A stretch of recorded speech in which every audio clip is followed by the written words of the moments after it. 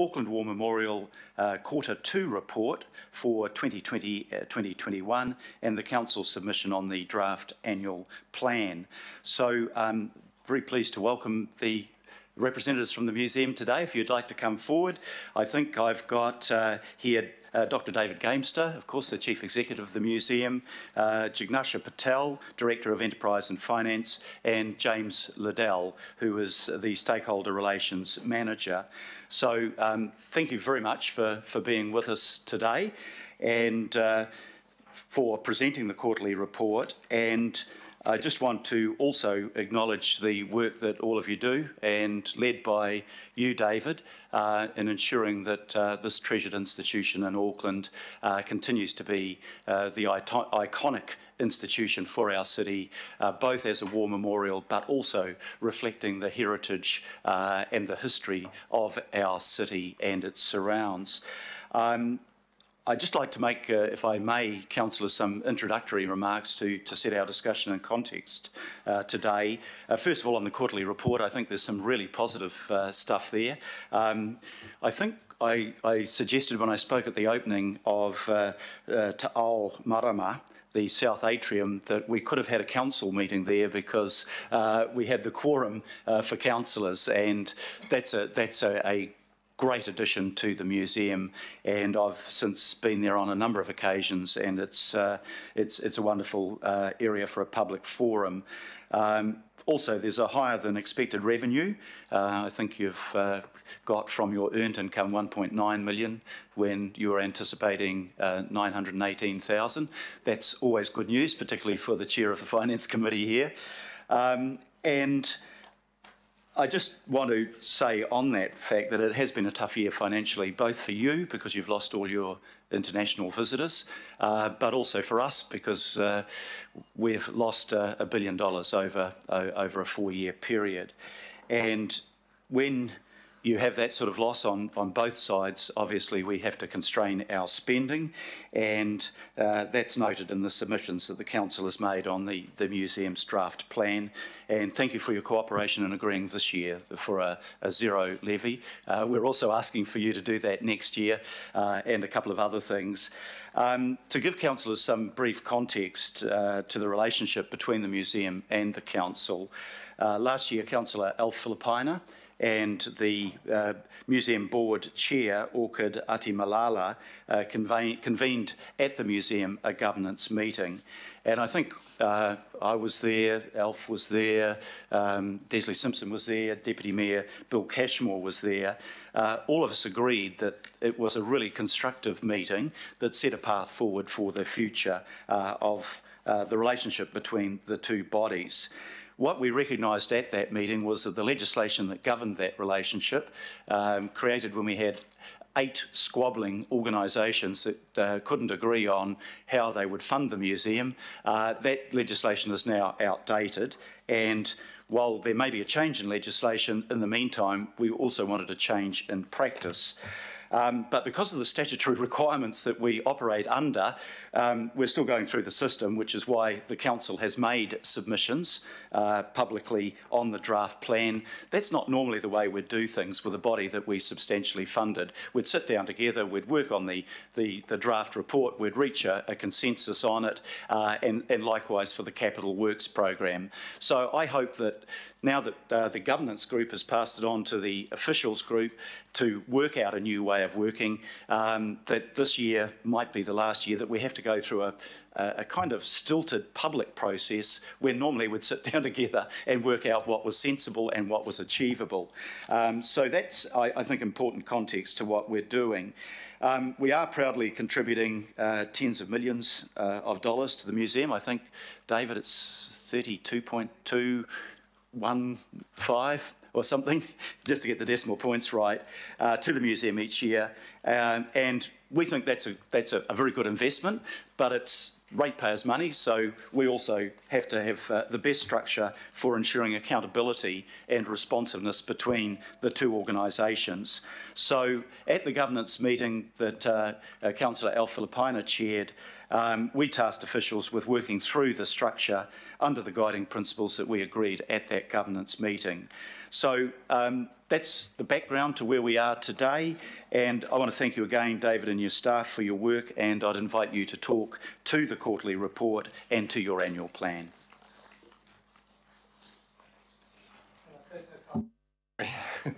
Tēnā koutou katoa. Good morning, governing body members. Thank you very much for this opportunity to present our quarterly report to you today.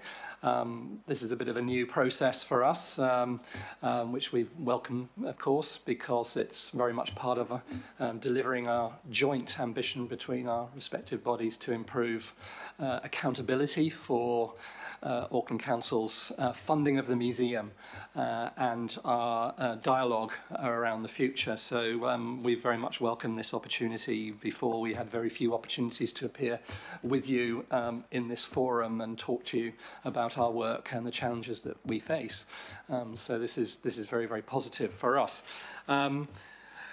I think you'll see in the quarterly report that it's been a very strong quarter for us.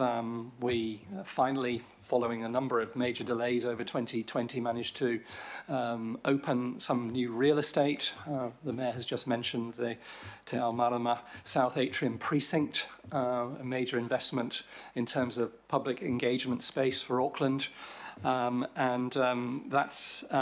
really sort of had a very, very, very positive response from Aucklanders since the opening in early December. We opened that at the same time that we were able to reveal a special exhibition, Lego Brickman, really re-energising and reinvigorating public engagement with the museum in that sort of post-COVID recovery phase that we're all going through. And the visitation has been very, very strong, as you see in the report, and I think that translates into stronger public engagement amongst Aucklanders. We must recognise that we've lost about 25% of that visitation because there are no international visitors to Auckland. So 25% roughly. Previously, we enjoyed a 25% international market, and that's all gone. Massive revenue hit, and we've had to restructure and resize over the course of 2020 to accommodate that loss. But the positive thing I think that we need to recognise is that we're seeing higher visitation for this period of the year, the summer holiday period, than we had previously, despite the fact that we've lost those international visitors. So that translates directly into greater engagement with Aucklanders. So that's a really positive development for the museum, sets a new platform, perhaps new expectation levels around that engagement with the communities that we serve. You'll see a number of other highlights there, of course, but that's, I think, the key takeout. And the other development that we've invested in over this period of the quarter and launching has been our venture to create a new membership offer to Aucklanders, an opportunity for Aucklanders to become more deeply engaged in our content and our work. And we've, since launching in early December, we've already attracted 2,000 Aucklanders to become members of the institution.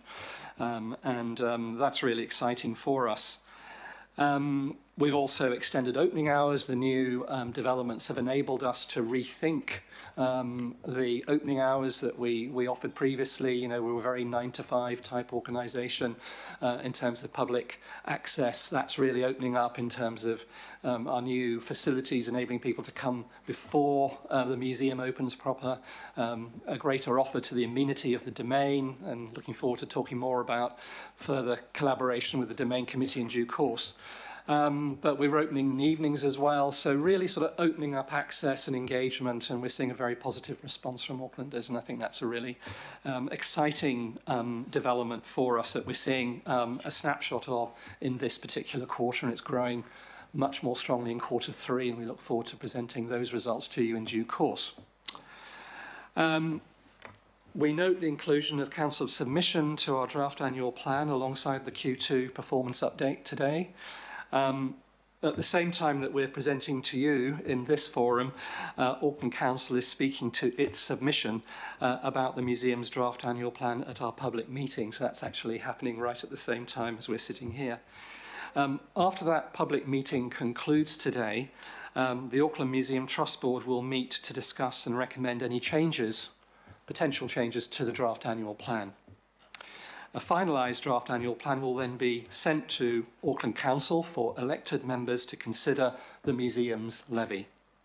But you've already noted, and I'm just reinforcing the point, that the museum is requesting a zero levy rate increase for a second consecutive year. And that's very much in response and in appreciation of the economic impacts of COVID-19 on Auckland Council and on Auckland ratepayers. Thank you, Mayor. Thank you very much, David. Some real positives there in what you said, and thank you for acknowledging the economic position. It's not something we do lightly. We've got lots of plans and projects that we'd love to be funding, but we've got a hugely constrained income this year and for the next year or two for the reasons that everybody understands. So now we'll move to questions. So I have first on the question list, Councillor Alf-Filipina. Thank you, Your Worship, and I reserve my right to speak. Tēnā koutou katoa. One question is, David, I want to get a comment around our monitoring framework around this. You know, this is our second quarter, but I just wanted to get your comments around the new reporting, but also around the communication, discussion with council officers, how that's going. And, Your Worship, I just got one very small question after that, and then I'll wait for my comments to say. Thank you, Councillor. David. Thank you, Councillor. Yes, there is tremendous excitement and goodwill amongst the Auckland Museum Trust Board about some of the developments that were agreed towards the end of the last calendar year, particularly the establishment of the Rangatira to Rangatira Forum that the Mayor mentioned earlier in the session. There's been one meeting of that forum to date, a good meeting of minds, and I think the Trust Board came away from that feeling very, very positive and energised by the opportunity and the prospect of closer dialogue at senior level, organisation to organisation, about some of the big strategic issues that face us around some of the structures that have been mentioned already today, and about the economic environment in which we're operating and how we move forward. So that's very positive. I think there's real anxiety to see that process continue and to accelerate a bit. There has been one executive group meeting that came out following that meeting, which was focused very much on early discussions around the DAP, around the draft annual plan. We are anticipating Auckland Council coming back to the museum to posit some form of new framework for agreeing future levy funding and how we're going to operate under existing legislative frameworks going forward. We look forward to that, receiving that proposal from council officers. There's a strong undertaking for that to happen quite soon, so we're looking forward to that next step. I think it would be great if things could move along a bit faster, that's for sure. Your Worship, it's this financial question, the $30 million project Te Ao Marama, was that delivered on time, within budget, and during lockdown? That is correct, Councillor. The major investment of transformation, capital transformation of Auckland Museum, really reinforcing Auckland Museum as a site of civic engagement, was at that budget level. It was delivered absolutely within that budget envelope, and given the fact there were some delays created by two lockdowns, two closures of the museum in 2020, we were still able to reveal those spaces and launch those facilities at the very end of the calendar year. So we feel that's a very, very positive outcome for the museum. Thank you, Councillor. Always good news when a project comes in on time and on budget. Councillor Wayne Walker. Sure. Got a couple of questions, and the first one follows on from Alf. So what progress has been made around the engagement protocols with Auckland Council? That's between the Auckland Museum and Auckland Council. Thank you, Councillor. We've talked about that at high level. We've talked about it briefly at the one engagement meeting we had with council officials a few weeks ago, and we were given an undertaking that the team would come back to us with a proposal for our Trust Board to consider around future engagement and agreement frameworks and structures. We're very much looking forward to receiving that proposal and taking the dialogue forward. Sure. And the other couple of questions I've got, just around your financials and the like. I note, and it was also mentioned in the CCO review, that the museum actually has 5-year planning, which is probably somewhat different to a number of council institutions to the degree that you do it. I just wondered if you might speak to that. So essentially, I'm making the assumption that there aren't too many surprises in respect of what you're doing. Thank you, Councillor. Yes, we were very anxious a few years ago to give Auckland Council much better line of sight around our future developments and our future development needs. So we developed a 5-year strategy, and the 5-year strategy is effectively the scaffold for this Q2 report. So the Q2 report deals with progress on that 5-year strategy in those 6 areas, strategic priority areas. We will be reviewing that 5-year strategy within the course of the next 12 months, and as part of that new framework of engagement with Council, coming back to Council to discuss it in great depth. We hope that we can get some closer agreement about how we want to see the institution develop over the next 5 years. COVID has changed so much of our expectations and anticipation, but what I said before in my presentation today, that Aucklanders' engagement with the museum is growing. We're seeing very, very strong engagement, and that gives us a very strong platform for the next 5-year strategy. As I say, as we develop that, as part of that, a new framework of engagement and agreement, we need to build that into the process and make sure that we give Council good line of sight, and we develop that in a much more collaborative way. My last question is just around templated reporting as it goes to both the museum but also other council institutions under Auckland Unlimited, and that's particularly around metrics like visitation and possibly also ratios that go to visitation and operational spend and the like. And I note that your visitation has gone up significantly. Can that also incorporate the things that I saw when I was at the opening Te Marama and the like, where you've got a vastly improved retail shop, essentially, and I'm making the assumption that that will be making an increasing contribution. Is it possible to capture those things in some form of template that could equally apply to other parts of the council operation, so that as governors we're able to make comparisons between how you're doing and other parts of council? Thank you, Councillor. That's a very helpful suggestion. I think we'll make sure that we provide some greater insight into the performance of those particular outlets in the quarterly reports. Retail has been strong. I mean, it's interesting that, of course, the big spenders at Auckland Museum previously were our internationals. You know, we used to have 12 cruise ships through the door, you know, on a summer's weekday, you know, every day of the week. That was a 25% visitation segment, and they were the people that spent serious money in our retail.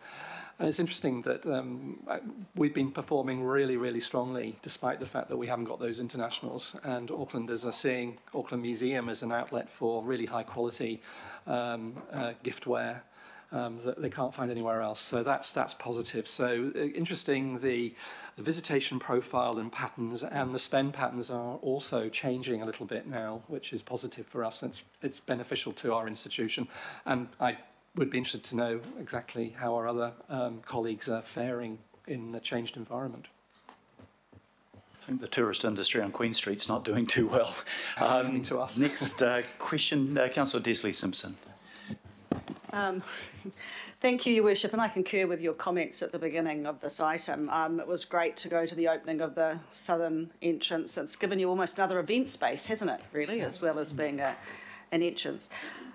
Look, you know, almost 2% of people's rates goes to fund the museum, so I'm going to ask some financial questions. You're tracking really well for revenue, and you're anticipating 8 million next year and another 3 million the year after.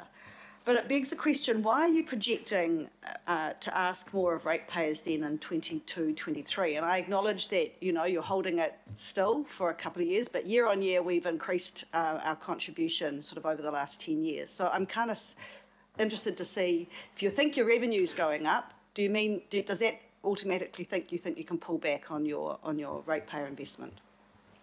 Thank you, Councillor. Yes, we're very conscious of this particular question and concern, and this is a matter that the Trust Board will be considering again today in its deliberations following the public submission on the draft annual plan. The pattern is that we agree the levy rate for the draft annual plan in question, and then we give an indication of our requirements for the outer years. And we're very conscious of your previous request to the museum that we hold at zero for the year 22-23. This is very much at top of mind for the Auckland Museum Trust Board, and as I say, the Trust Board will be giving very, very careful consideration to that request both today and over the next few weeks, and as we move forward to the agreement on this particular levy for the 21-22 year. There's a lot of uncertainty still around the operating environment and the economic environment for an institution like ours. When we were reviewing our draft annual plan for 21-22, we made a number of assumptions at that point, and we're still continuing to revise those assumptions. And so the Trust Board will be reviewing both the Council's request, and does, of course, let me just emphasise again how much we appreciate and recognise the situation facing Auckland Council and Auckland ratepayers, and also being cautious about where we might be in an economic environment, visitation environment in 18 months, almost 24 months' time. That's all I really can say for now. I don't really want to be drawn into a conversation around 22-23. We just locked down the museum again last week for the third time. This, you know, the environment in which a visitation attraction effectively is operating is very, very, very volatile. So the Trust Board will be giving very careful consideration to this particular matter, both today and in the next few weeks. Thank you, David. And we feel your pain because, of course, we've got the art gallery and other places like that doing the same. Look, you're getting by an expenditure of 36 million, and visitors aren't recovering to levels that we had pre-COVID. So I'm interested in why your costs are rising to higher than pre-COVID. For example, why are staff costs projected to increase by 2 million next year? Are you taking on more staff, or is it more to existing, or what's that reasoning? We're not taking on more staff, as you may have read in the Herald today. Some very interesting comment about our staffing levels and so on. As you know, and we've reported already, we made some major resizing, restructuring of Auckland Museum during 2020. We do not believe, and this is just very general comment, and no doubt we will want to discuss this in a lot more detail going forward, but this is just general comment, that we do not believe that we can continue to be in a sustainable position in terms of handling visitation and all the other demands on us if we continue at that reduced capability. And we undertook that restructure to stabilise the organisation financially. We're going to be running multi-million deficits for the next few years because we don't have that critical segment that spends money at Auckland Museum. That's gone. We're not sure when that's coming back. However, our domestic culture market is growing. Expectation levels are very, very high. We're running a lot more programs to engage Aucklanders because they can't go anywhere. There's a lot more demand on us. And we need to backfill some of our frozen roles and some of our FTE to handle that level of engagement. So it's a sort of mix of effectively developing a very, very careful COVID recovery plan, both now and into the next few years. At the same time, I must stress that we are still going to be operating on a deficit position for the DAP year 21-22 into 22-23, and we won't be coming out of it till at least 24 on current projections. So it is a very, very challenging environment in which we're trying to restabilize the organisation. There is a tendency to compare, final point, there is a tendency to compare the reduced position that we had to take in 2019-20 because of COVID to the 21-22 year. If you look at a 5-year span, you'll see that our staffing levels are increasing, if you can call it that, by less than 2%. So these are all discussions that we're looking forward to having with you in more depth in the next few weeks, and Jim and I are going to be having those conversations just to explore those issues fully. Okay, thank you. I should just acknowledge that, you know, organisations that we have, you know, staff took a decrease in salary for COVID, but I'll just leave that there. Look, my final question, Your Worship, with your indulgence, is specifically on the Q2 report. And this is where I'm kind of hopeful that you'll take a bit of leadership, because I think, you know, as Auckland Museum in the sector, it's great to see. And there's a section on collaboration, and I was interested to read a Sheffield Consulting interview you did, Dr. Gamester, when you said that collaboration was a priority for museum. But then when I looked at the collaboration and the 9 activities, you're only doing 3 with Auckland-based partners, one of which is a panel talk and another is some workshop. So, you know, where is the big strategic collaboration ideas? You know, are you going to put some of your money towards projects with the rest of the Auckland sector to sort of boost Auckland in general? Thank you, Councillor. Can I just respond to just one comment you made previously around salary reductions? Auckland Museum has a wage freeze. Senior staff took wage reductions for 2020 for 9 months, and we froze roles. And there were salary sacrifices and leave without pay. There were major restructures involved in our operations for 2020. So that was all part of our response to the COVID impact. So I think we're very much in line with other organisations around Auckland. And coming back to collaboration, yes, absolutely, collaboration is a critical priority for us. We can do so much more together than we can on our own. That's always been a core of our 5-year strategy. As you know, Auckland Museum led on an initiative to establish a consortium of Auckland cultural and heritage organisations, Museums of Auckland, and has a web presence, as an attempt to create a platform for encouraging a cultural journey around Auckland across the institutions, and that's still live. Auckland Museum piloted a joint ticketing solution for international visitors to those institutions. And we invited and invested in bringing Google Arts to develop a Google Arts presence for Auckland culture for our global audiences. Those are just some of the initiatives, but at the moment I think COVID has had a impact on collaboration. Institutions, not just ourselves, have had to retrench slightly from all of that, a lot of that activity, and basically all our institutions are still in COVID recovery. However, there are still a number of critical initiatives and they're growing, and we're rethinking what that collaboration might look like in terms of Auckland cultural organisations. And we feel that the greatest area for growth is in digital engagement, This is where we were very, very strong initially, but we feel that's got so much more opportunity, particularly as we think it's really sort of economically a sound investment, and we can together grow our audiences outside Auckland and those engagements outside, beyond Auckland, the Auckland communities.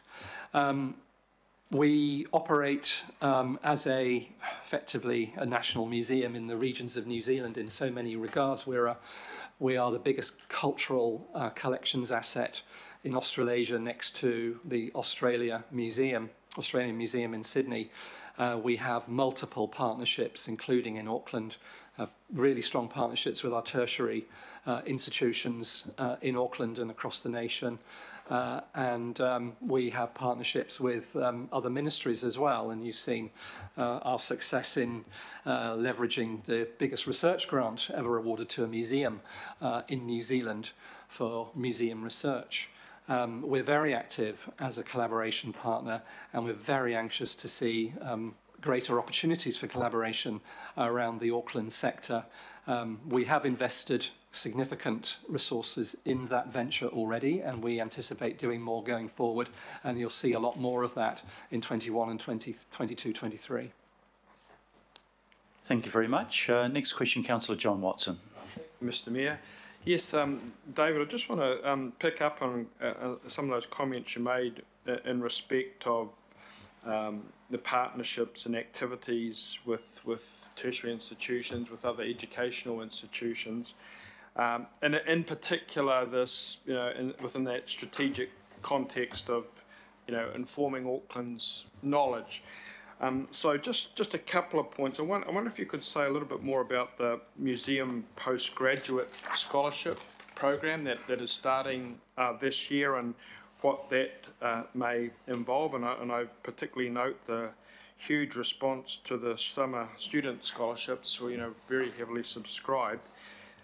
So that kind of tertiary and postgraduate level, but also in terms of that, that knowledge mission, if you like, your relationship with schools, the educational sector, and how that has been maintained. I certainly know there used to be some excellent programs in terms of World War I, Anzac Day, where schools from all over Auckland took part. So both at that kind of tertiary level, postgraduate level, and also at that kind of more grassroots level of our students in our schools. Thank you, Councillor. Yes, very briefly, one of our initiatives in the last few years is, given that we see ourselves as a pipeline for young people coming into arts, culture and heritage, we see that as a very, very important responsibility of Auckland Museum, always have had, and that's very, very important going forward. Given the fact that, Auckland has the largest concentration of tertiary students of any city in New Zealand, we're very conscious of our responsibility to support that very important community. And we have supported students over many, many years, lots of internships, and those people move into our sector. They see arts, culture and heritage as a career opportunity, and thanks to some of the support that we provide through those programs. But we've really reframed that as a national offer now. We're the only institution to do so, with student internships, postgraduate scholarships, and other internship roles. And we've been very successful in funding those programs through philanthropic support. Those are paid scholarships and internships, and it's very attractive. As you see in the report, we had nearly 500 applications from around the country for our 8 positions this summer. That programme has just closed. We're having a seminar and symposium to explore the work that those students have been doing on Friday. So that's a really great outcome for us, and really cementing our relationship with our tertiary partners, and we're having great conversations with the Vice-Chancellor of Auckland University and our counterpart and her counterparts at Massey and other institutions. We'll invest further there. On schools, we have been investing in new real estate for our schools audience. We're just about to open in April. We will be opening 4 new galleries and learning labs for our schools audience. That's been a really major investment for us. Looking forward to that and inviting you to come and join us when we open those spaces. We've opened a few of those spaces because we're sort of staging that work now because of COVID interruptions, but we've managed to open about half of that real estate.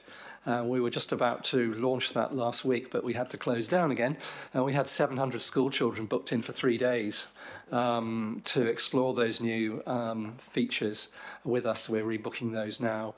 But we have a much stronger on-site platform for schools engagement now, and we've really built that education team to engage schools right across Auckland. You know, it's always been in our 5-year strategy, and going back to that, that we would be engaging with 100,000 school children over the course of the 5-year, towards the end of the 5-year plan in an annual slice. You know, so we're on track for that, and we've got the offer, the experience is the offer for a non-classroom pedagogy that's so lacking across Auckland. That whole real estate will open in April, as I say. The other thing I would say is that there are huge opportunities for institutions like ourselves to engage with the new New Zealand National History Curriculum. That's a really exciting opportunity for not only ourselves but our counterparts across Auckland.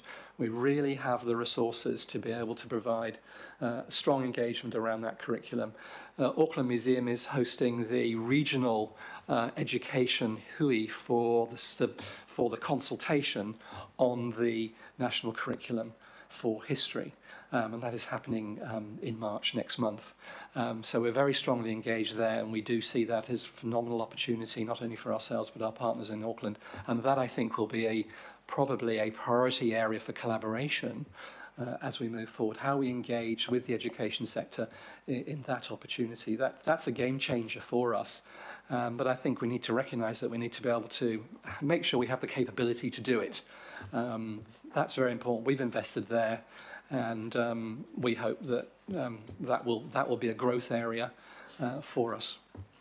Thank you very much. Thank you, Mr. Mayor. Just a very quick follow-up by way of comment. I won't speak to it, but I think in reports such as this, often that intangible benefit in terms of Auckland's knowledge and reaching out to a population isn't always captured. And I think David has very articulately captured the spread that is very important beyond just the museum, but into all our communities and our educational facilities. So thank you.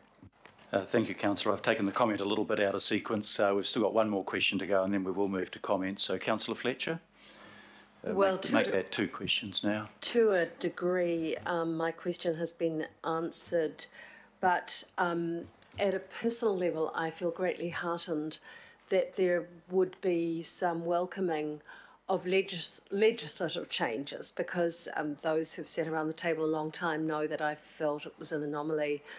At the time of the formation of the Auckland Council, we had the RAFA legislation, we've got, you know, your special legislation and so forth, and that has been to the detriment of actually having coherent policy moving forward in the arts and the cultural sector space. So I know that you and your predecessor, Roy Clare, have been welcoming and constructive in dialogue on that, and I certainly appreciate that. I guess,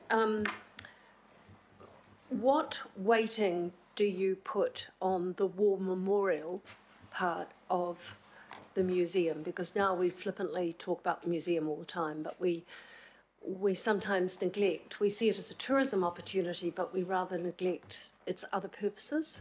Can you just touch on that briefly and talk on how that might assist you in leveraging into the future and forecasting into the future? Thank you. Thank you, Councillor. No, that's a very, very important feature of our work, a very important feature of our work. And we've been, as you know, we've been investing very heavily in that area for the last few years, not only in terms of facilitating events, memorial events, and that's been very successful for us, and for the communities that we serve. I think the way that we partner with Council and the RSA is is great now. I think we've got a really great relationship around memorial events and how we facilitate those and get best experience for people. And we will continue to grow those events in future years because it's a very, very important feature for us. We've also invested on online memorial activity as well, which is it's been very successful and popular. Online cenotaph work continues to be important and drive terrific amount of audience engagement, not only in Auckland but across the nation and internationally to Auckland War Memorial Museum. So that is a very, very important function, feature and aspect of our work and our engagement, and will always continue to be so. That's all I can really say. It's a bit of a no-brainer for us.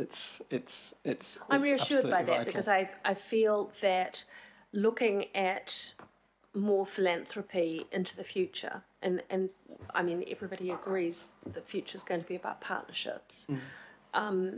It's actually really good to have that as a solid foundation because it is very much for Aucklanders a gathering place, and a lot of, I think, the public good that John Watson's talking about, that inherent value that's kind of hard to capture, will grow out of that. So I appreciate the fact that you're Thank you very putting some much, weight on Councillor. it. Thank you. Now we've got two last questions. It's just a short Councillor Linda question, Cooper. and thank you for your presentation. Yes, mine's just a practical one. So when we're inviting in the education sector, etc., is the Ministry of Education paying for that space? Because the collaboration idea, great, but every time your building is used for these gatherings, I would have thought it would attract a fee because your museum board have invested very heavily in the beautiful spaces that you new spaces as well as the existing space, and I would have expected that you would want a return on that to help, to cover the operational expenses. I'll just ask my colleague Jignasia just to respond on that one. Thank you. With commercial events, you're absolutely right. We usually, not usually, we always have an intent of whether they're private events, corporate events, to actually get a return on it. And that is, as part of a business stream, that is very much true. For engagements like the Ministry of Education engagements, they again, at times, we get some funding, but it is of course not enough. And usually it covers the cost, the additional cost the museum would incur, but we don't get, in this case, a return for venue hire, if I could call it that. Have you thought that that might be a way of indirectly getting government funding if ministries and departments were using it? Yes, yes, we have thought about that, and we've been thinking of strategies to engage the ministry around supporting the museum's education service delivery. I think the big opportunity is now going to come with the discussion around the national history curriculum, because I think ministry is going to see institutions like ours as key partners in terms of service delivery. So I think this is our big opportunity to change the game and the dialogue around where institutions like ours, the other metros of New Zealand, can leverage some central funding for our work, for our communities, and more broadly. So I think this curriculum discussion is very important, and I think the submission process is an opportunity for councillors to make a case for that broader spread of central government funding. And, I think this is an opportunity for local government to say, yeah, we've got great resources and we support those resources, but this is an opportunity to draw a few of those strands together in a much more strategic way. Thank you. Thank you very much. And the very last question is Councillor Richard Hills. Thank you very much, Chair. Thank you for the tour early January, or second week of January, whatever it was. I guess for me, all these years of attending events at the museum and going to the museum, I had no idea what went beyond the walls, I guess. So just for out of interest, maybe, 2 or 3 things that you think that we wouldn't know, because there was a lot of things that I was just so surprised. The science going on, the work that was going on for the city, the biodiversity, the fact that you have almost every marine species in a jar and from around the world. I guess if you could just mention a couple, because I don't think people realise it's not just people standing next to artefacts waiting for people to come in. There's so much going on. Thank you, Councillor, for raising that matter. And yes, I mean, I would love to invite more councillors to come and see the day-to-day operations of the museum and get behind the scenes and get some appreciation of the scale of 170 years of collecting in the city of Auckland. This is a real jewel in the crown of the city. This is one of the city's earliest public foundations, supported by the people of Auckland since its very beginnings. It's never been funded by central government. It's funded through local government and through ratepayers. However, in terms of its scale, and you saw some of that the other day, Councillor, it is of a scale that is larger than any other museum in the Southern Hemisphere, other than the Australian Museum in Sydney. It is twice the size in terms of collection scale as Te Papa. Yes, it is expensive to operate such a very, very large asset, both in terms of building and its fabric, but also collections management. With over 6 million collections assets, we need dozens of different environments. We're very energy hungry, and we were looking at our sustainability plan and how we might engage with Auckland Council around the big questions facing all of us in terms of our sustainability. We've got a really strong focus there, and we recognise that through our asset management plan we need to invest more in making sure that we are a sustainable organisation and museum structure for caring for Auckland's culture and history for the future. This is not an investment for today, this is an investment always for the future. And I think you got an impression of that when you were walking around and going through the stores and seeing that scale and diversity. I would welcome all of you to come and see what we do and some of the scale of what we're dealing with. And that would just helping to, I think, develop that closer understanding between our two organisations. Thank you. Thank you very much, David. And just to put the recommendation on the table, I've added a third recommendation from the Chair, which is to thank the museum's representatives for their attendance, but also for their work. I'll move that. Councillor Filipaina, would you like to second that? Yes. Okay, so it's been moved and seconded. We now come to comments. So we have, if I could just urge people to keep their comments concise. We've had an hour on this paper and we've got a few other items we've got to do yet. So first comment is in your name, Councillor Filipaina. Thank you, Your Worship. And look, the reason for my hesitation is for this particular report is going to be based on my comments that I'm just about to make, Your Worship. I feel uncomfortable with our presenters here at the desk because. Sorry, but yeah, I should have thanked our presenters. Normally the procedure is now when we move to comments, we ask our presenters to move back from the table. Thank you very much, and thank you, Councillor, for reminding me of that. Thank you, Your Worship. And look, my reluctance was around the report that was in the Herald this morning. To say that I was pissed off was an understatement in regards to the Herald item. And Your Worship, this is based on what I know and what councillors around this table know about the work that the museum does. Off the bat, I want to say that when I read the article, one of the first phone call was to our CEO that I made this morning. And Jim, thank you for getting back to me. I'm glad we had our kōrero this morning. I've told you where the blame I believe should be placed, and I'm not going to say it here, I've told it in regards to the conversation that you and I have made. But I am very disappointed that the letter was attached to this particular agenda item. I thought that there were other ways and means of getting that letter to the museum, so then a constructive conversation could be had. Your Worship, when I look at the quarterly report and then look at the letter that is attached to the agenda, I see comments in there, and in particular around the wages. They are currently, and as David said, they are currently going through a consultative process. Currently, at the moment, this morning.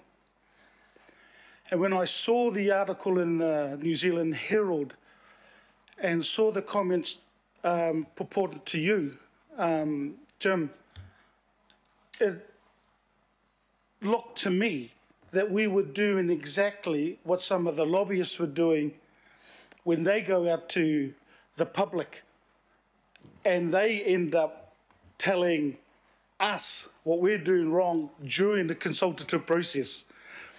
That's how it looked, and I have made it known how I feel when I get emails, when I see reports in the Herald around lobbying groups that come back and end up we're finding that we've that a lot of it was misinformation. I'm not saying the letter that we've seen is misinformation, but I think that we should have at least spoken to the museum about that letter and then waited for the end of the consultative process.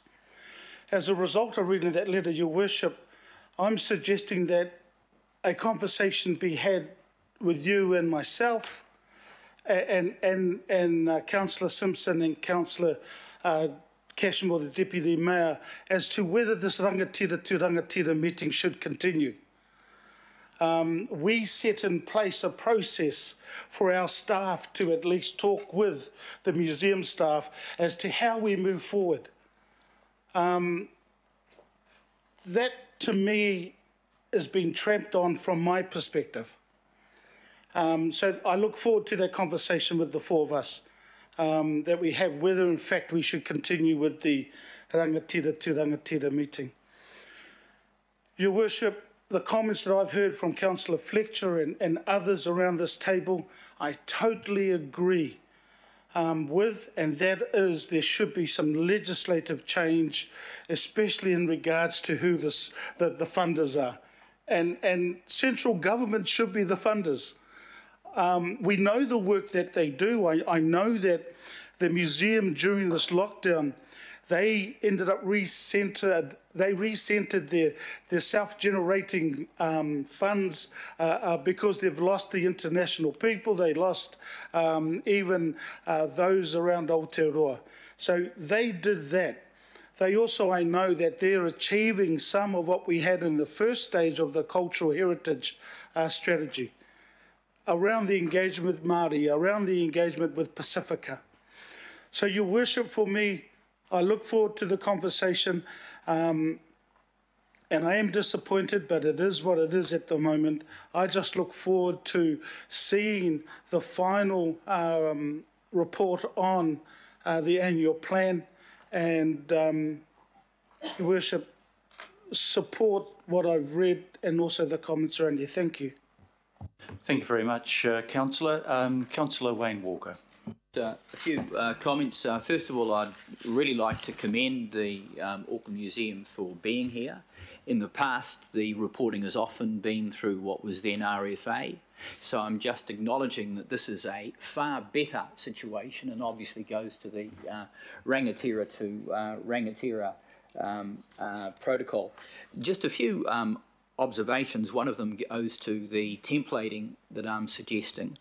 One of the things that templating could and should develop is obviously the national role, and I'll repeat that, the national role, the taonga that Auckland Museum has, and out of that there might be more awareness on the part of government's part that they should play a far greater role in funding, because obviously this taonga is in the largest centre in New Zealand, which is Auckland, by far and away the largest centre for Māori and Pacifica, and that goes to the immense collections that the Auckland Museum has.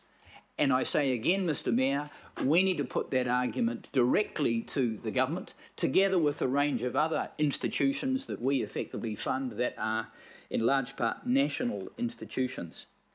And the other observation I make, and again it goes to transparency, is the accessibility to information and the transparency on the part of Auckland Museum are, in my opinion, in stark contrast to other parts of our own administration that we have very little oversight or information about. So I'm very encouraged to be able to interrogate Auckland Museum and its performance as compared to other parts of our institution, and that could be the Atrium Centre, stadiums and the like, where it's very murky, to say the least, to get information and to make appropriate comparisons in terms of investment.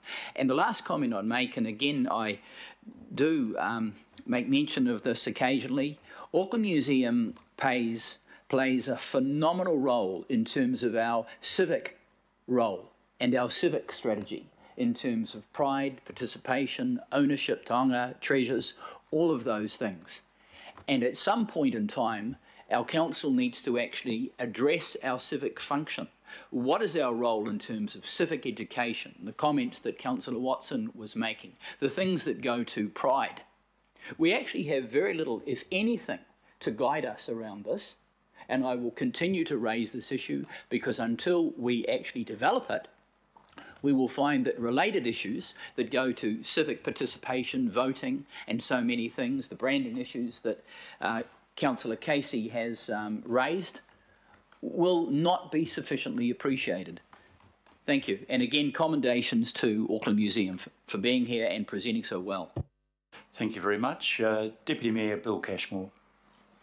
Thank you, Mr Mayor. I'd add my congratulations and thanks to the museum. You know, these are testing times, and it's not going to be all over. When tourism does come back, it probably won't be in the form that we're used to seeing it, and that will give us challenges, it'll give the museum challenges. So I believe the ongoing relationship with the museum is absolutely essential, that it is close, it's cordial, but it is thorough, and sometimes that will be testing, and there's nothing wrong with that.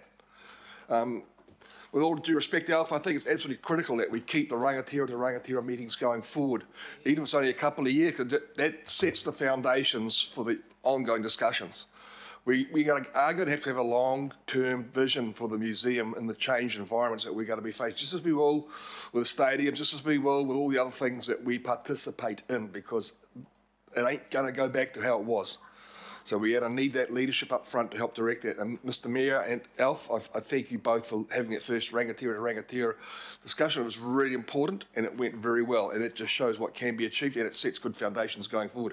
So Mr Mayor, I think we're in a better place than what we were. It's more challenging perhaps, but we have the resources and the capabilities, I believe, to actually land a good result for all concerned, especially for Aucklanders. That's what the museum is loved the most by.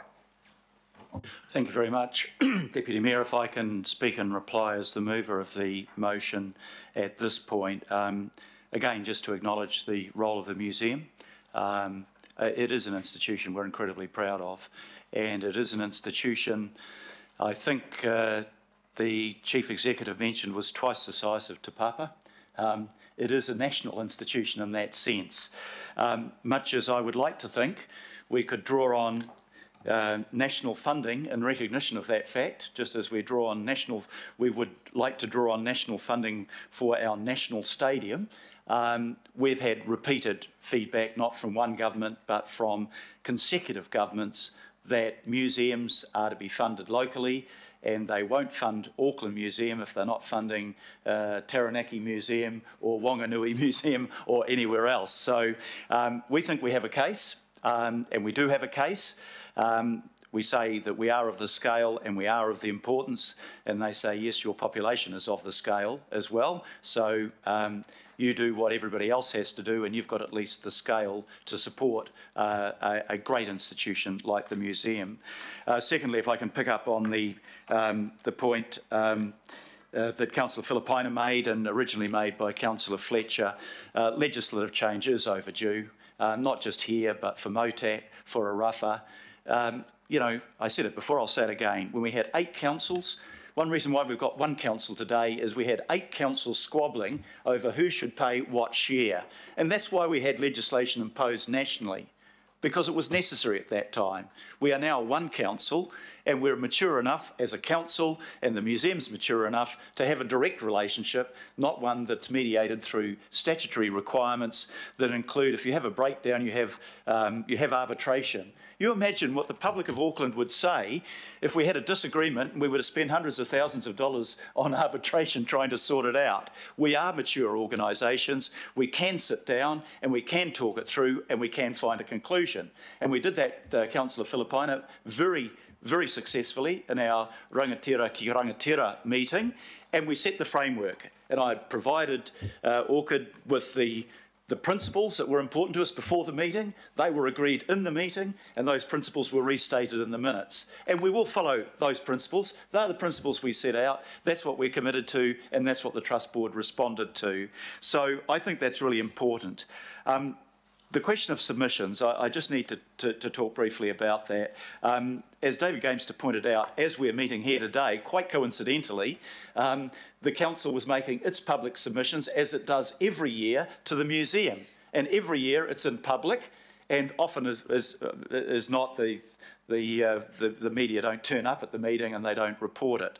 But it is a clumsy framework that we've got, that we are making submissions to the museum rather than jointly working with the museum to collaboratively agree to an annual plan.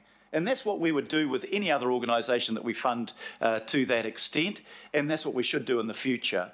And I think both David mentioned, and in my discussions with Jim, he's mentioned, the first meeting by Council and museum chief executives and officers went very constructively, just like the governance meeting did. And we just need now to build on that and get it done. Obviously, we set the principles at a governance level, but when it comes down to the nitty-gritty of an annual plan and a capital plan, that's got to be done at the officer level. And I strongly encourage both sides just to continue down the track that we've jointly agreed to. And that will be a better future for us and the museum. We will continue to fund the museum, of course we will. It's really important to us. We don't spend $32 million a year on something that isn't fundamentally important to us. But just as with any other organisation, where we're spending money that's not ours but our ratepayers, we need to have the framework that sets out the best possible level of accountability and responsiveness that we have. And I'm sorry, the old model established by legislation doesn't do that. That's why we're looking for a new model. So just finishing up to thank museum staff for being here. David, it's great that you've been, I'm not meant to address you at the back of the room, but it's been great having your presentation and your very full answers. And I want to thank too our council staff for the role that they've played in that discussion and those negotiations. We have the shared objective of making this a great institution that's run as effectively and efficiently and probably as leanly as we're trying to run our organisation post-COVID, and we'll continue to do that for the best outcome for all Aucklanders. So it's been moved and seconded. I'll put the resolutions. All those in favour, please say aye. Aye. To the contrary, no. Carried. Thank you very much, and thank you for those that inputted into this item. We come now, I'm still looking at